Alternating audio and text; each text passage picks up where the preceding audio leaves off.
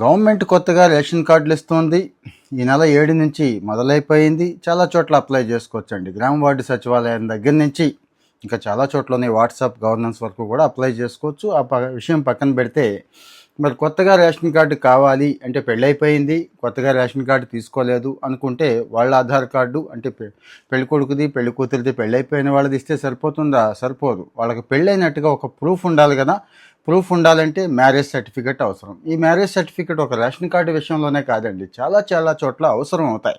యాక్చువల్గా మన వాళ్ళు చేస్తున్న పొరపాటు ఏంటంటే అప్పట్లో రిజిస్ట్రేషన్ చేయించుకోకుండా లేట్ చేస్తారు. ఆ తర్వాత అయినా ఇబ్బంది లేదు. ఇప్పుడైనా కానీ ఈ రకంగా మ్యారేజ్ సర్టిఫికేట్ తీసుకోండి. ఆ సులువైన మార్గం ఏంటనేది నేను చెప్పేస్తున్నాను. ఇది ఫాలో అయిపోండి అంతే. పెళ్ళైతే శుభలేఖ ఉంటుంది, మీ పెళ్లి ఫోటోలు, ఆ కళ్యాణ మండపం బుక్ చేసుకుంటే ఆ రసీదులు ఇలాంటివి ఉంటాయి కదండి.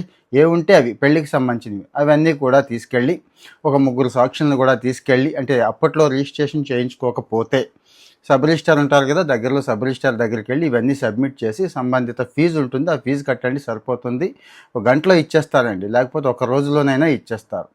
ఇంకా రిజిస్ట్రేషన్ చేసుకున్నాం, సర్టిఫికేట్ కావాలి, లేకపోతే అప్పట్లో సర్టిఫికేట్ తీసుకుందాం పోయింది అనేవాళ్ళు అప్పట్లో మున్సిపాలిటీ కానీ సబ్ రిజిస్టార్ కానీ పంచాయతీ కానీ అంటే వీళ్ళు కూడా మ్యారేజ్ రిజిస్ట్రేషన్ ఆఫీసర్స్ కింద వస్తారండి. సో వీళ్ళ దగ్గరే తీసుకోవాల్సి ఉంటుంది. వాళ్ళ దగ్గరికి వెళ్ళి అప్పట్లో చేయించుకొని ఉంటే మళ్ళీ అడగండి. ఆ ఫీజు పెద్దగా ఏముండదు, పే చేసేసి తీసేసుకోండి.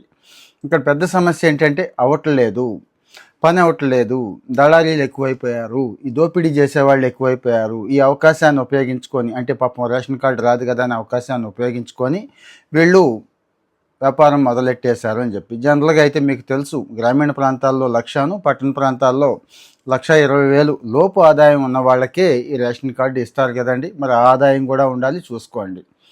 సరే, ఈ సర్టిఫికెట్ ఆ సర్టిఫికెట్ కానీ ఈ సర్టిఫికెట్ కానీ రాకపోతే, అంటే మీ ప్రయత్నం మీరు చేశారు, ఆఫీసర్లు రెస్పాండ్ అవ్వట్లేదు, అసలు ఆఫీసర్ల దాకా వెళ్ళే అవకాశమే లేదు, కలిసే అవకాశం అసలు ఉండట్లేదు, ఒకవేళ కలిసినా కానీ రావట్లేదు, ఏదో చెప్తున్నారు అనుకుంటే మీకు అందరికీ ఒకే ఒక తారక మంత్రం చెప్తానండి, 1100. నేరుగా ఫోన్ చేసేయండి, మీ విషయం మొత్తం చెప్పేయండి. మీరు ఏమేం చేశారు, ఎలా ప్రయత్నం చేశారు. అయితే మీ దగ్గర కరెక్ట్గా ఉండాలండి, మీ డాక్యుమెంట్ కరెక్ట్గా ఉండాలి, మీ రికార్డు కరెక్ట్గా ఉండాలి. దాన్ని అడ్డు పెట్టుకొని సర్టిఫికేట్ పొందుదాం అనుకుంటే మాత్రం కాదు.